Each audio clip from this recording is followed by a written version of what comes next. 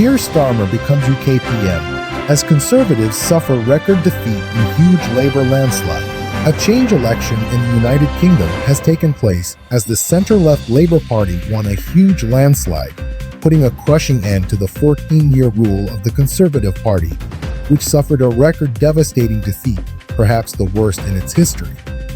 Voters have inflicted a historic wipeout on the Tory party that led Britain through Brexit, and, with almost all results called, Labour has won over 400 seats, gaining a huge majority of more than 190, comparable to Tony Blair's sweeping victory in 1997. The Tories, meanwhile, have lost hundreds of seats, on track for the worst result since the party's founding in the 1830s. Voters have inflicted a historic wipeout on the Tory party that led Britain through Brexit, and, with almost all results called, Labour has won over 400 seats, gaining a huge majority of more than 190, comparable to Tony Blair's sweeping victory in 1997. The Tories, meanwhile, have lost hundreds of seats, on track for the worst result since the party's founding in the 1830s.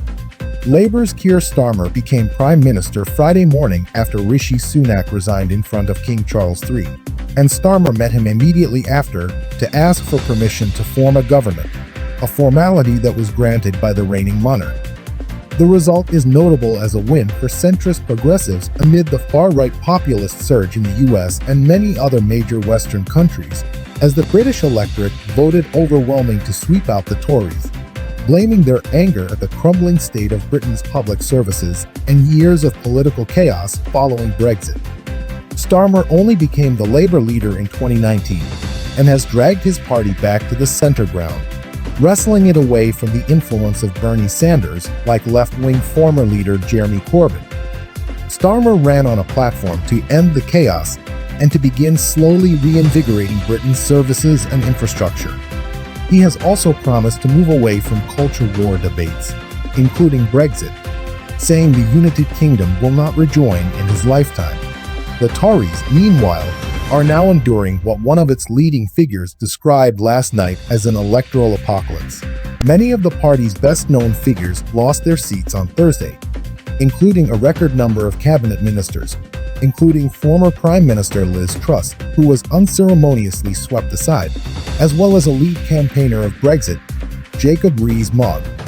Outgoing Prime Minister Rishi Sunak held his own seat but led a weak campaign after choosing to call the snap election 6 weeks ago, making repeated gaffes, most damagingly returning home early from D-Day commemorations to do a TV interview.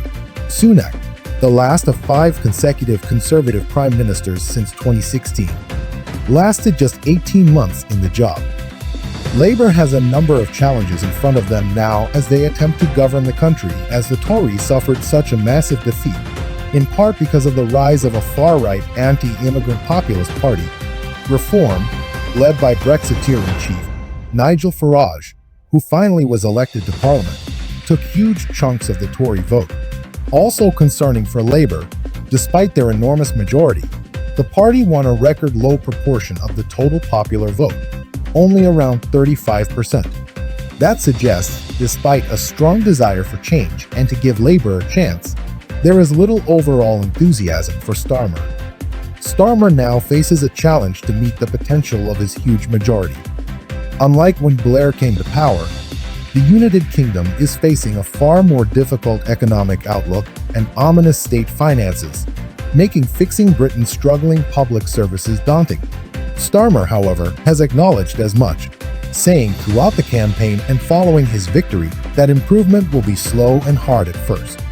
He has promised to hit the ground running, pledging to cut short Parliament's summer recess to start work on his agenda, with Labour saying they will focus immediately on issues like housing, as well as confronting an urgent crisis of overcrowding in prisons.